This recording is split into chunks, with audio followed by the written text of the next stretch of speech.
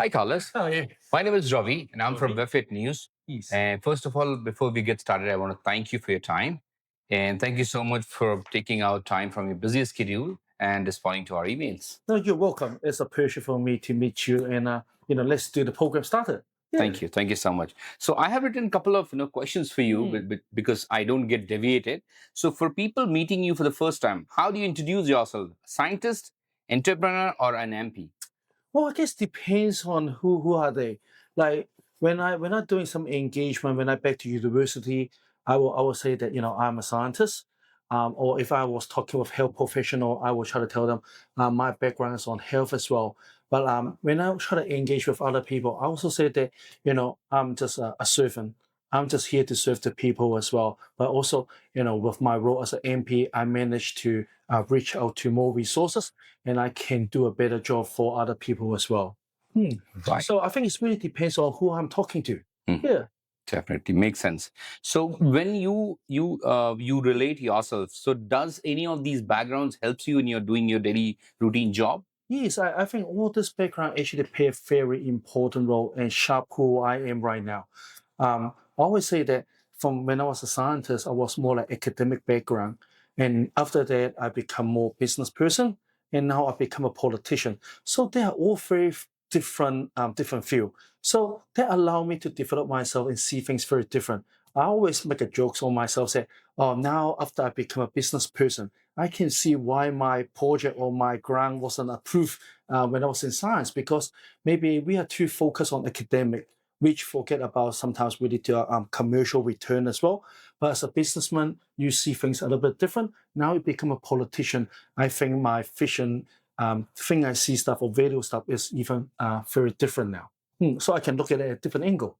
Right. Hmm. So since you have covered so many journeys, as a student, as a scientist, so are you saying to our audience that if somebody is willing to go towards becoming a scientist, and if they need any guidance, they can always reach out to you? Yes, I mean, obviously, I studied in University of Auckland for almost 12 years. So I think I do have enough experience to give a little bit of advice to people as well, especially when a lot of youth come over to see me say, hey, Carlos, should I do a master's degree or should I do a PhD degree as well? I may able to give them some advice whether they should pursue the education as well. Right, right. Now coming to the final one which you're doing at the moment, Yes. why politicians? Well, Why do you want to become that? Yeah. I think it's always the old say, it's about the people. I never thought myself to be a politician. Mhm. Like you mentioned, I was a scientist, I was a business person. So they are very different compared to politician. But my story is always like this. When the time I need to change myself from academic to business, I got a very rough transition period. And obviously, academic environment is very different with the business world, especially on my academic field is more like drug development or a little bit to medical research. Mhm. Um, you always thinking you're going to make a difference. You always think your project is going to save the world or try to treat someone with diabetes in my case. Mhm. So it's a very meaningful jobs. But suddenly when you change the business world, I think people see you different. They judge you different, and sometimes some of the work you think may only bring money or bring food to the table, but maybe less meaningful. So I do have a very tough transition period. Ask myself why. Like I spent almost 12 years on education or as a master, PhD, high qualified person, and suddenly doing something very completely different, which you may not need a very high educational background to do it. So I asked myself why, and this is the time when I start doing a lot of volunteer as well in my electorate, Mhm. because I think I can help people. I can use my past experience to help people to achieve success as well. And I think on that 7 years journey as a volunteer, I see different things, and I think you know I really want to make a change for them. How can I help them to achieve to the next level to reach success? And I ask myself, maybe I have ability to move to the next level and make changes as well. So, and then this is the reason why I put my hands up as a politician. Hmm. Right. Very well said, and very nicely you connected, all the roles to what you're doing at the moment. So, which is your favorite Carlos? Carlos the husband, Carlos the father, or Carlos the MP?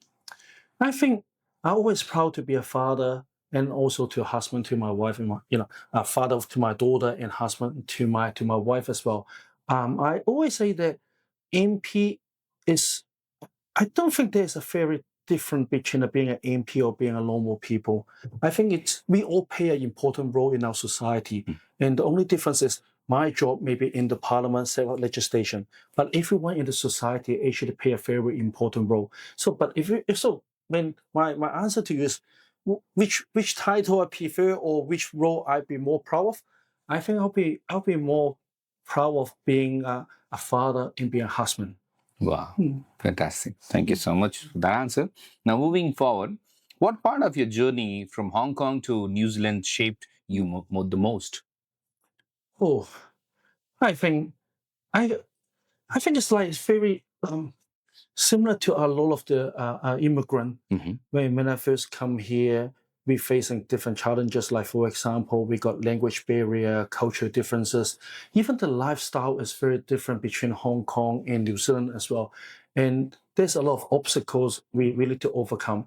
And I think that journey actually built my resilience Hmm. and also um, help me to make sure I keep working hard to motivate me to keep work hard so um, I can work 120% so I can reach success. I think that is the important part what I learned from when during the transition period when I come from Hong Kong and come here as well.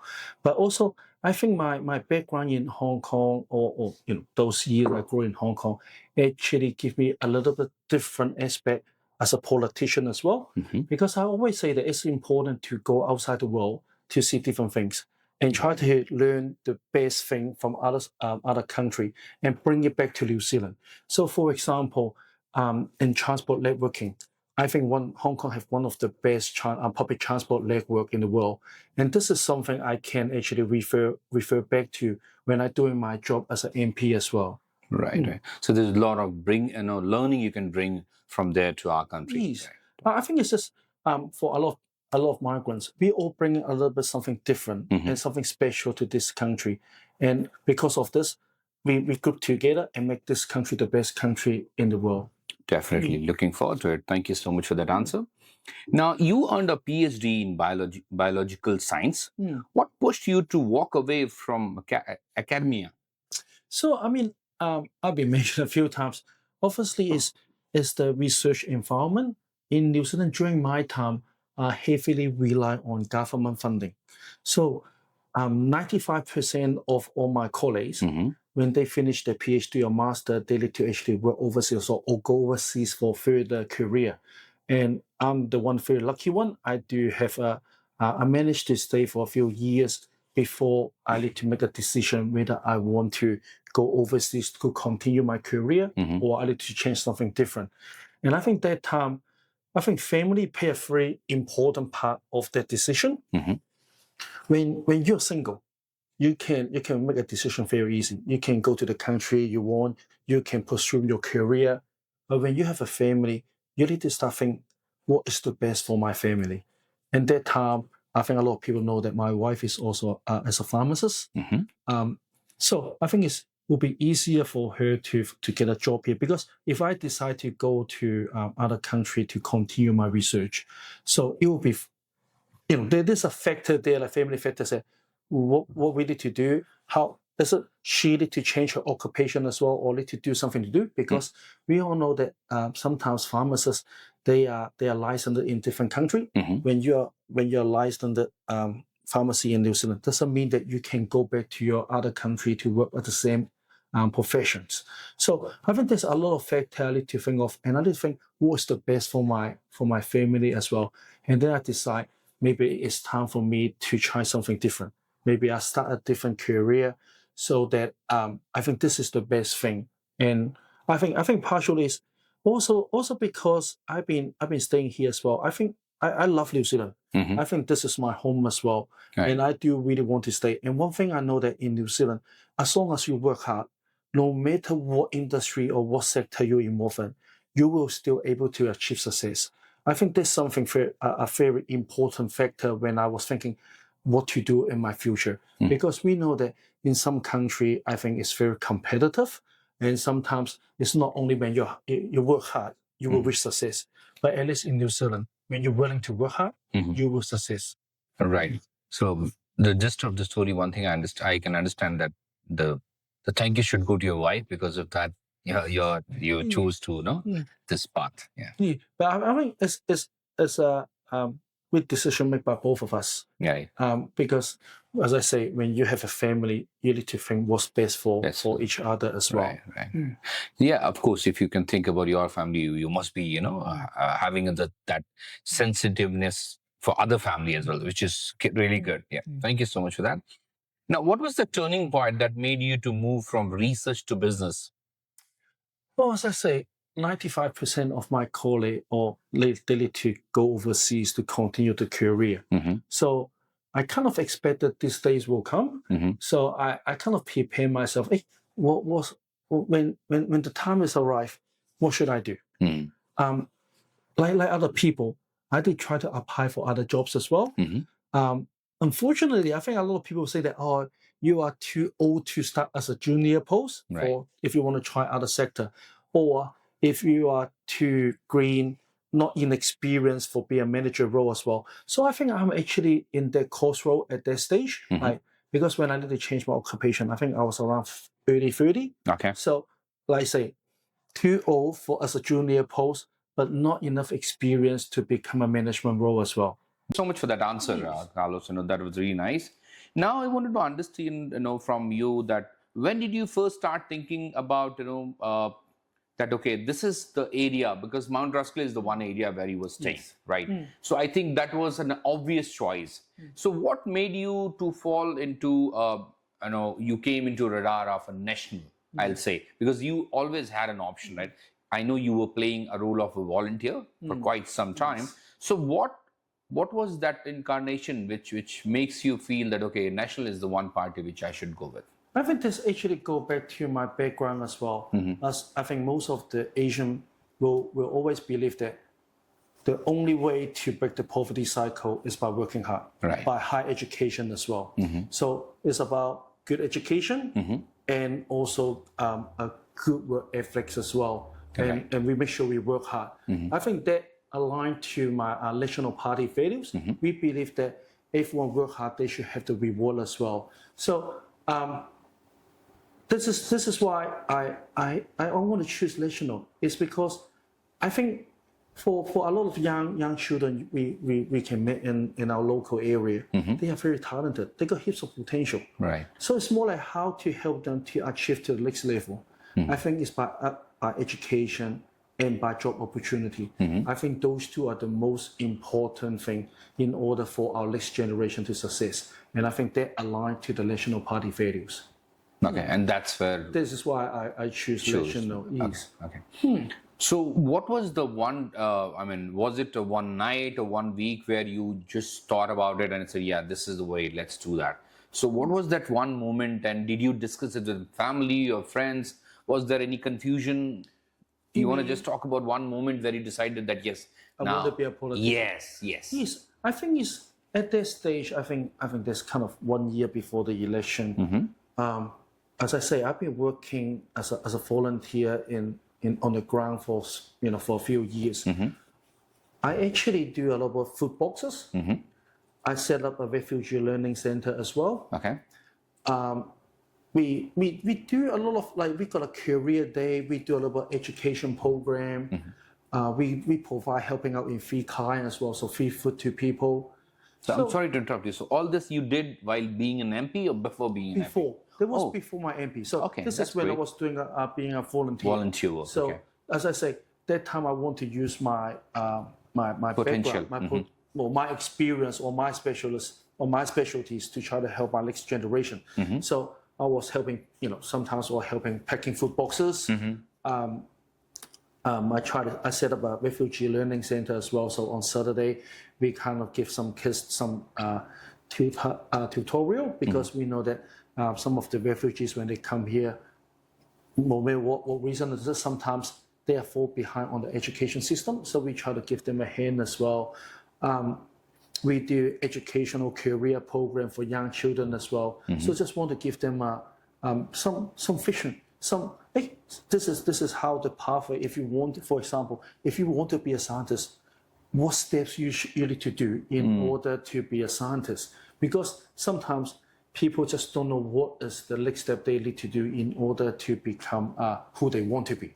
Right. So I actually do quite a lot of different kind of volunteer work, and I've been thinking about the people who come to collect those food boxes are the same family in the past 7 years. You give them food boxes, you teach them how to do money management, or some of them you give them a cooking class, give them free food, education, but nothing really changed. They still struggle daily, right? And they still need to come to collect food boxes, or they need to access from people, from us, and I try to ask myself, what other stuff I can do in order to help them. But like I mentioned before, everything I think of, there's already some charity or some government organization have been doing it already. So you know that there's nothing more you can do on this ground level. So I think, yes, if I can't do anything in this level now, maybe it's the time for me to put my hands up and see whether I can go to the next level and I can change, I can make a change for people. And that's the moment I decide to put my hands up, because partially is I can't think of any other stuff I can do to actually help them to change their life or to break the poverty cycle. So I think maybe it's time to move to the next level. Maybe we can change from structural changes or some education reform, so we can actually help them to actually improve their life as well. So how often are you involved now into these volunteer work? Because you have a very busy schedule all the time. Yes. So actually got a very, very big, busy schedule. So obviously I still do, I still got to do a lot of packing of food boxes, not regularly, but if I got time, I will try to go. But I think, as I say, when I decided to put my hands up, I think I want to change it at different level. So those projects are still ongoing. We still got some friends or some of my volunteers actually pick up store project. They are working on it as well. But it's more like, how can I use my the different title or the legwork to actually make additional changes to people? Like, for example, I remember when my first year as an MP, I visited some of the retirement village or rest home. One of the people raised it to me, say, "Hey, Carlos," I asked them, "Hey, what is the major issues, or what's your concern living here? And is it health concern or going to hospital? Is it those when you see GP, is it hard to reach out to your GP?" They're not. They said, "Hey, Carlos, it's nothing about health. It's nothing about our body. It's the loneliness." Right. Especially during the weekdays as well. Weekends, the family member can come to visit them. But during the weekdays, they are relatively quiet, and no one actually show enough care to them.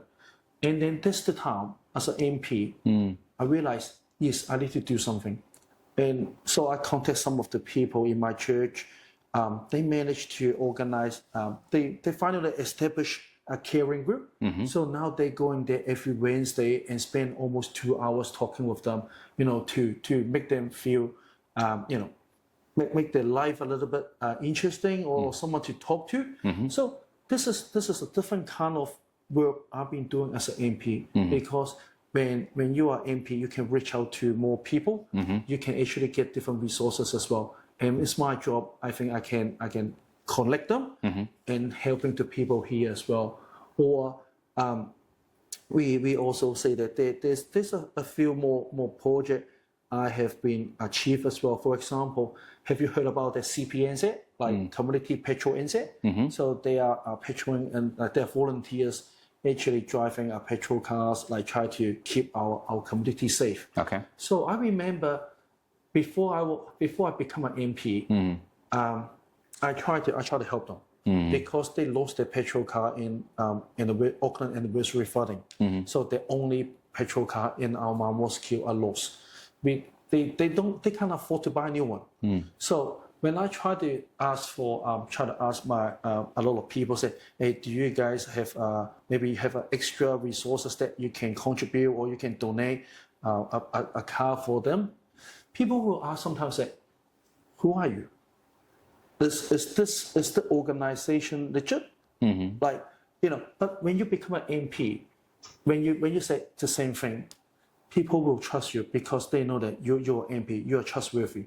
When you say that this organization are doing good thing for your community, they believe in you. And that will make it much easier to obtain the resource for them. And I'm very happy to actually obtain not one but 2 petrol car for the CPNZ. So now they actually can keep our community safe by driving around at nighttime and working with the police as well. No, many congratulations for doing that. Thank you so much for that.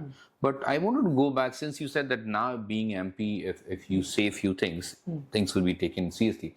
You yourself said that, when you were a scientist, you were waiting for the grant and sometimes the grant get rejected. So as an MP, or you said, also that you only had choice to either go to another country and continue your research.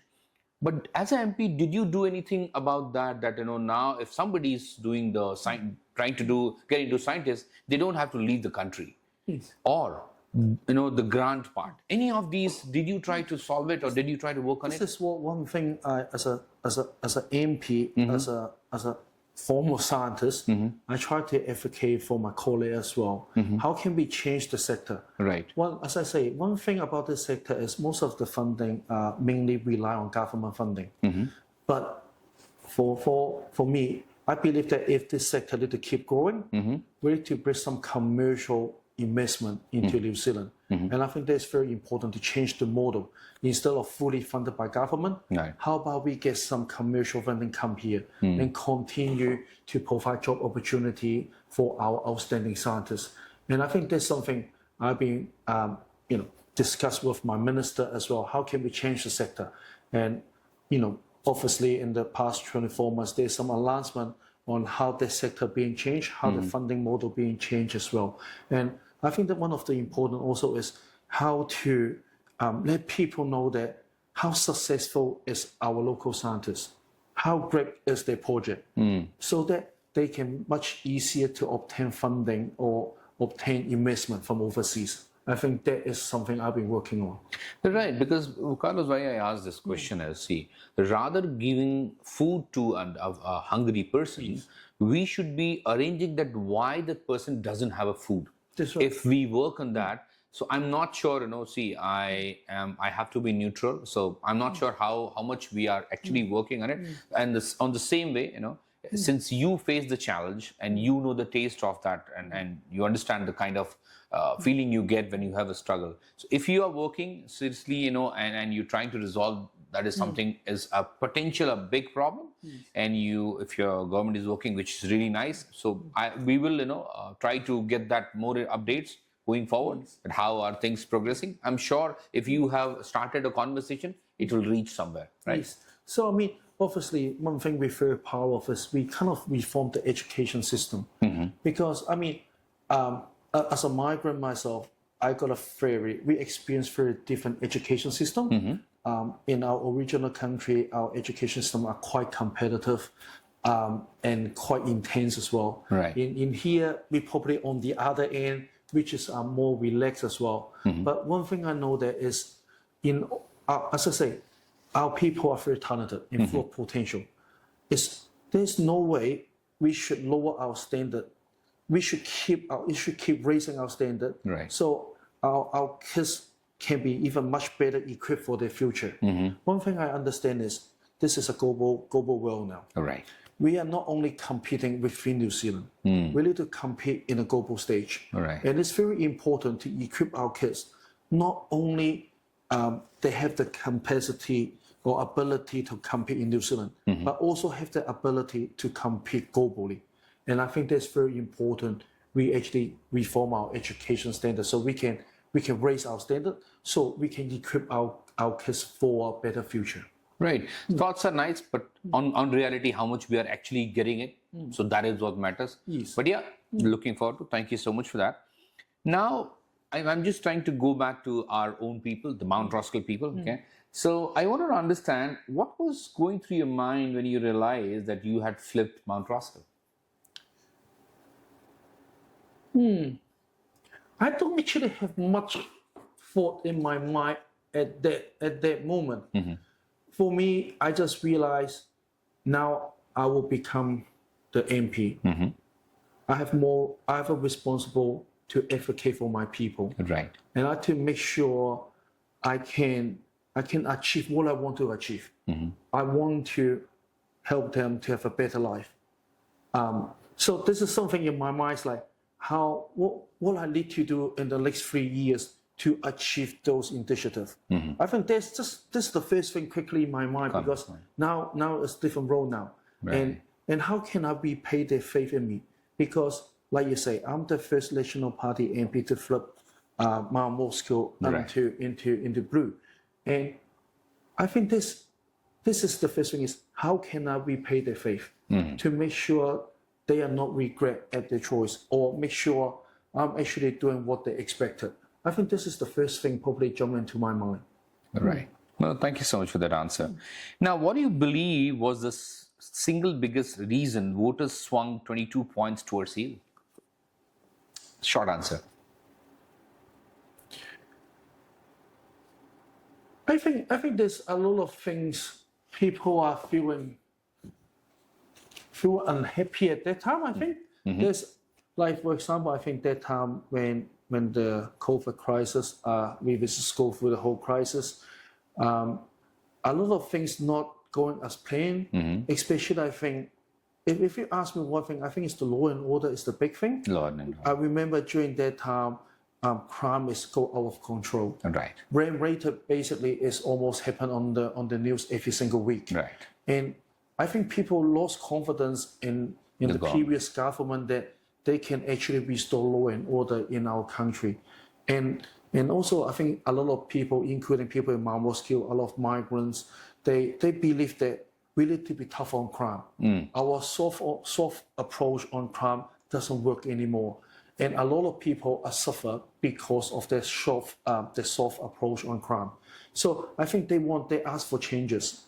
And I think that's one of the reasons. But for me, I don't think there's a one particular reason why I can flip this to blue. But I think it's a lot of factors kick in as well.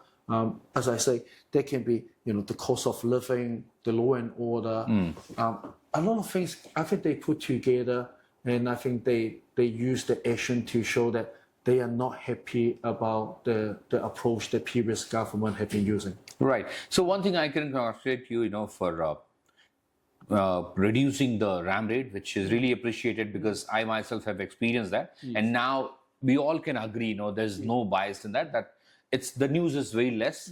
If it used to be 10, then it's now 2, which is really good. Thank you so much for that. And how much did the controversy around the former MP influences the final result? So it's again? So the question is, how much did the controversy around the former MP influence the final result? Well, as I say, I don't actually judge or make comment on my opponent or former MP, because I think I always say that different MP are. What did you learn about the Mount Roskill voters during that campaign that surprised you? They surprised me. I don't actually get surprised by during the campaign. As I say, I live here for more than 15 years, and I've been working as a volunteer. So I know my electorate quite well. So I don't think there's anything actually can surprise me during the campaign. Like, as I say, the reason I put my hands up as a politician is for the people from Mount Roskill. Right. So I know them very well. I know what is the needs for the people. And I think a lot of things what people tell me may be different, maybe new to me, but I don't think I will use the term surprise. Right. No, good way. I was just trying to understand. No issues, all good.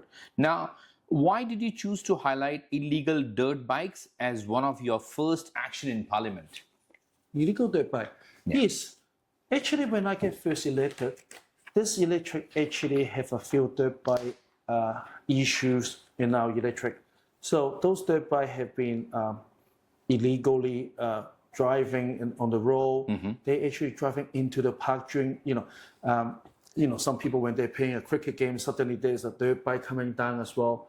They're actually causing a lot of issues for my local people. All right. Not only the noise they're actually producing, but also the safety as well. Exactly. Imagine if you've got a field dirt bike driving into the park when you are actually playing cricket or you're playing rugby. This is unacceptable. And they're actually causing a lot of problem in my electorate as well. They driving on the road without any rules. So I think this is one of the things I want to focus on as well. I talk to the police. What's the approach? How can I identify them to make sure they don't cause any trouble to my local constituent at all? No, definitely. That is something which, and I'm sure you must have been successful. And so, how often do you see now, or it's like completely stopped? I think after what we work on with the police, I think the issues was kind of quiet down. There's a lot of good feedback coming and say, hey, we don't see the dirt bike. So at least when you're coming here today, I don't think you see a dirt bike driving around. Yeah. But I think from time to time, we still got one or two individual may still causing a bit of trouble. And I think this is something we need to continue to work on to make sure that not getting worse or causing more problem to my constituent. Definitely. Thank you so much for that. Yeah, sure. Now, with rising costs hitting every household, what relief do Mount Roskill families want most? I think cost of living is a big thing, but also I think people in Mount Roskill also look for job opportunity as well. Right. Because our electorate is very diverse.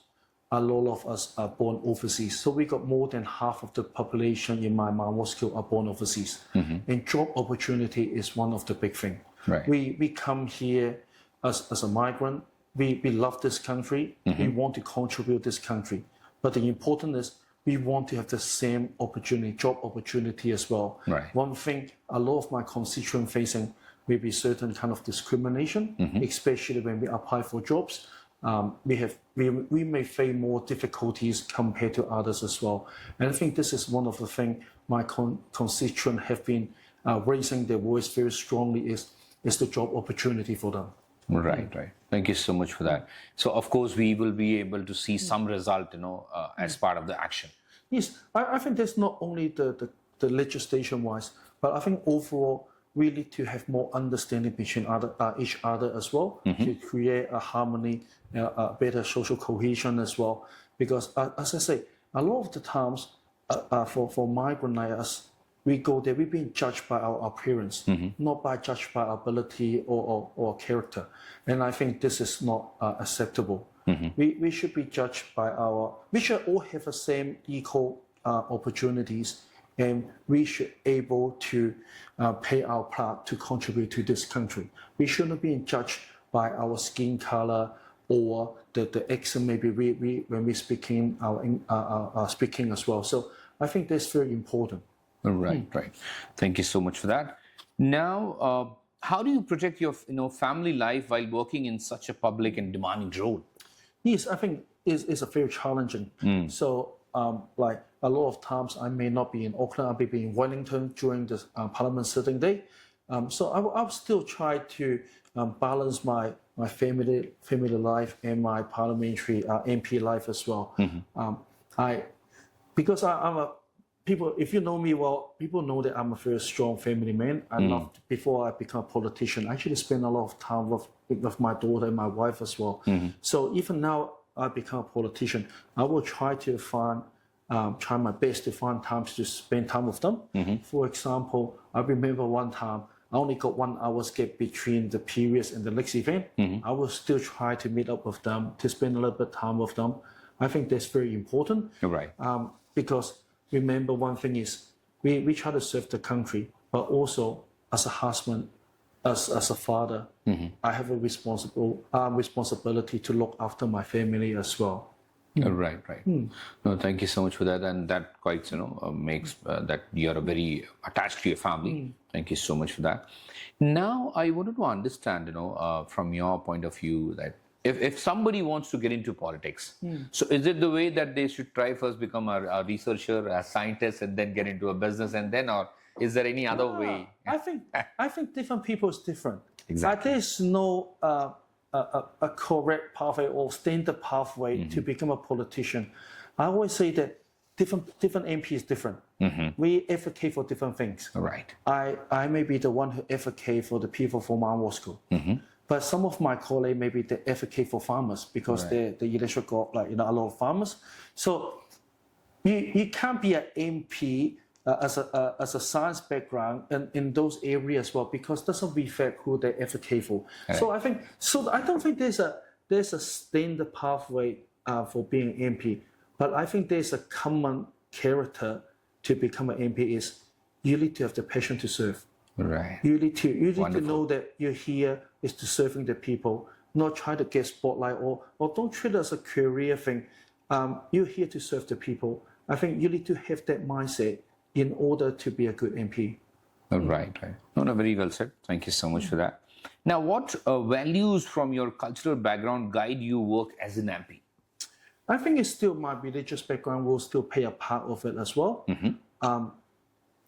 Probably a lot of people know that I'm a Christian, so I believe that certain rules I won't cross, a certain line I won't cross. Also, I think it's as a father as well. I always say that being a father actually shape who am I as well. Right. What kind of MP I want to be seen by my daughter. I think that's very important. Right. You want to set up as a father, you always want to set up a good example for your kids. And I think that kind of guide me or help me to make sure I'm continue to do my job. Don't and I think that's very important because sometimes a lot of people will say that hey, as a politician, when you be after a while you start losing yourself. You may do something which is not what your initiative. And I think my family will always keep me in check, make sure I'm still who I am. Why I still always remind myself why I want to be a politician. I want to be a politician because I want to make a change for the people in my Roskill. So this is probably reason when you check on my Facebook, you can see I'm very active in my local community. But compared to other MP, maybe that's a little bit different. Right. But I always need to remember what is the reason why I want to be a politician. Exactly. No, I'll congratulate you for I know that you have always been available to all the community event, which I really appreciate because you giving your time to their celebration that makes a lot of difference and a lot of kudos to you for that. But I think this is not completely correct. I think it's both ways. Right. I also benefit by going to those events as well because I have the chance to actually engage with people and talk to them and listen to their needs as well. And also one thing is when you go to a lot of events, when you understand them more, understand the culture more, it actually helped me to do my job as well. So I think it's both ways. Not only say they are happy to have me or I take time to attend the event. It's not like this. I think it's both ways. I think that benefit both ways. Both ways, right? No, definitely. Thank you so much. And I have seen you actually from far away that how you interact and how friendly you are. So kudos to you, man. Thank you. Yeah. Now, what do you want your legacy in Mount Roskill to be at the end of this term? I think no matter what's the result for the next election, I think people will remember me say, Carlos have been working very hard for the people in Mount Roskill. Some of the initiatives he do actually make a difference. Right. For example, I've been doing the student art showcase. So I organized the art show for all the schools. So allow the student to showcase their artwork to people. I think that's a very positive to keep encouraging our next generation to stay on track, to do whatever they love to do. I want to have a legacy like that. People say, on that whatever time Carlos serving my MP, he's been doing his best. He's been working very hard, and that actually make a difference to their life. Right. I appreciate that. Thank you so much for that. Now, what will success look like for you in 3 years? I think for me, if I start seeing people come to see me say, hey, Carlos, because of your initiative, because of the way you work, actually help me to become who they are or getting more successful. Right. I think that will be my goal. I will be very happy on that. Like, for example, like some people will come to see me and say, hey, I'm still very happy that time when I see my artwork was shown publicly, or like before, I organized a few job fair and also industrial insight day as well. Those young kids come back to me and say, hey, Carlos, I actually benefit from that seminar. I benefit from that event. I was able to find a part-time job because of you. And that experience actually helped them in the future. And I think that will be that's something I really want to see. Right. Definitely. What is the one thing you did after joining, like which you're really proud of, and you just want to talk about it and say that, hey, you know what, I helped this guy, which was really out of the world question, and I went ahead, and helped us. Is there any scenario you want to talk about? Well, for me, I always say that I just doing my job to serve the people. Right. I don't realize, sometimes I won't realize that the work I do or I did how big changes or how much influence on people. Right. Like, I give you an example. I remember last year I was making on the news, said there's one constituent was helped by me to, because he got transferred some fund from overseas, because going to the wrong account, he won't able to get the money back, and he has been seeking help for almost 1 to 2 years, but no one actually able to help him. Okay. For me, I think I just want to help him. I just want to see what I can do with him. I mean, end up the outcome very positive. He managed to get his money. Wow. Like, for me, I think it's something. It's an example that I want to work hard to help people in my electorate. But on the other hand, the news thing is a big thing. Right. So end up I was on the news for a few days because they said, oh, Carlos have been helping their constituent. So if you ask me, is there anything very special or anything I'm very proud of? I will say that I just want to help everyone. Like and there's no specific case I purposely want to do it so I can make myself famous or make it the headline. It's not like that. But all I understand is everyone come here is because I'm their last resource, and they really want me to help, and I just want to help them. And I think this is what go back to why I want to be an MP, because I can here to help them. Right. Definitely. Thank you so much for that. Now, if you could change one thing about the way Parliament works, what would it be? I always say that if I can, I would like to change the culture. Sometimes I think in Parliament, things can go very slow.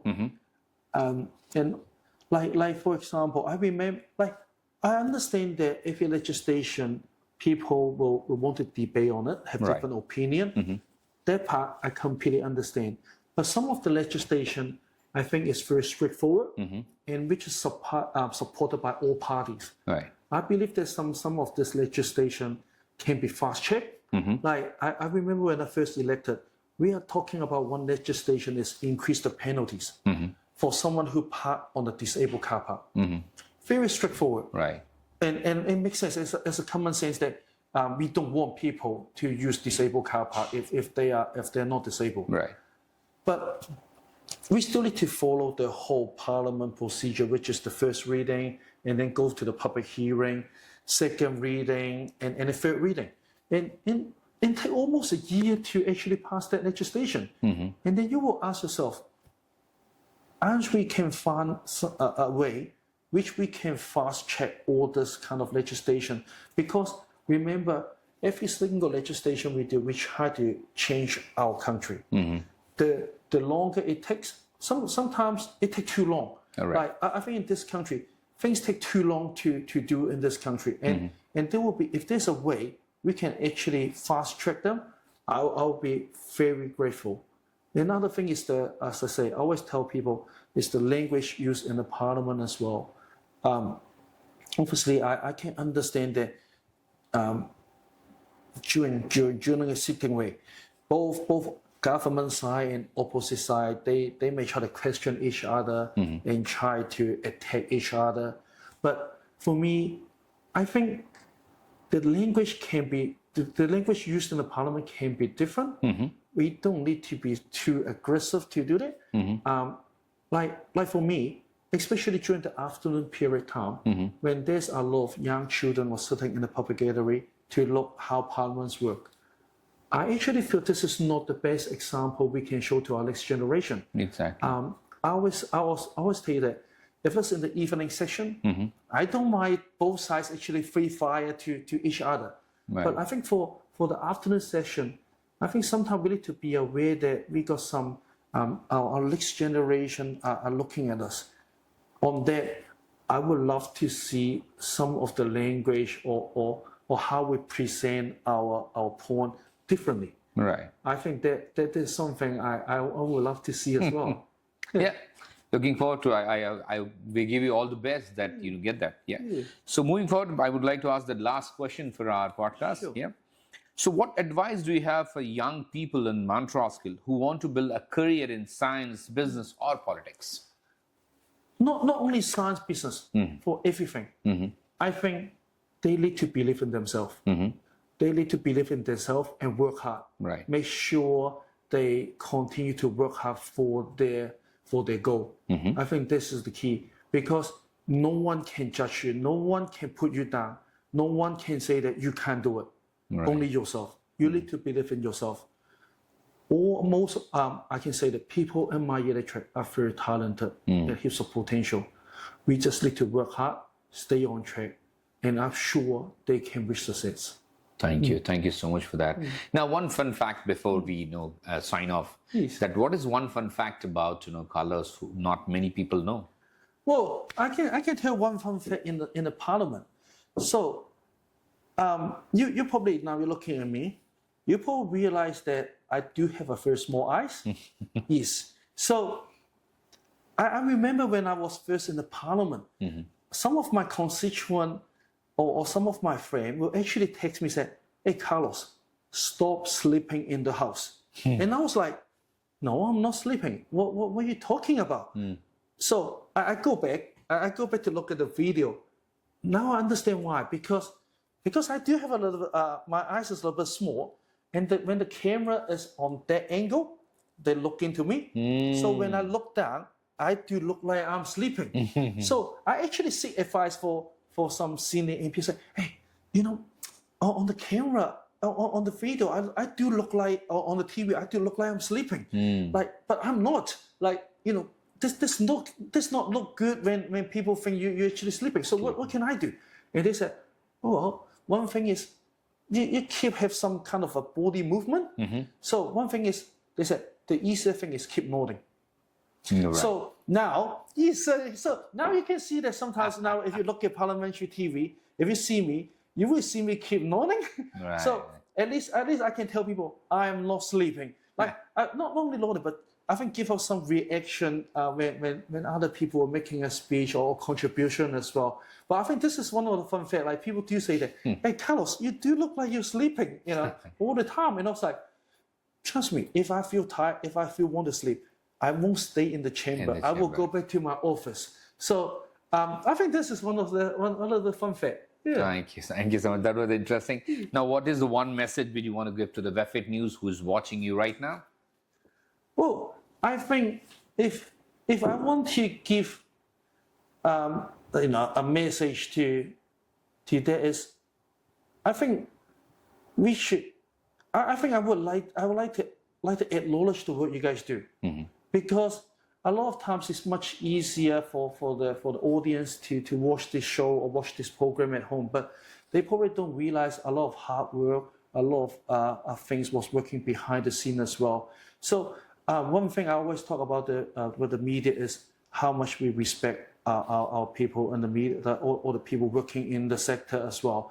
Without you guys, a lot of information, a lot of news can't be reached out to the people.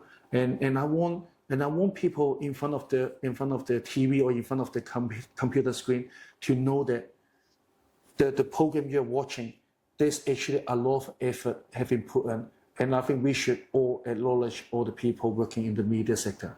Thank you so much. It was really great talking to you. Thanks again for your time.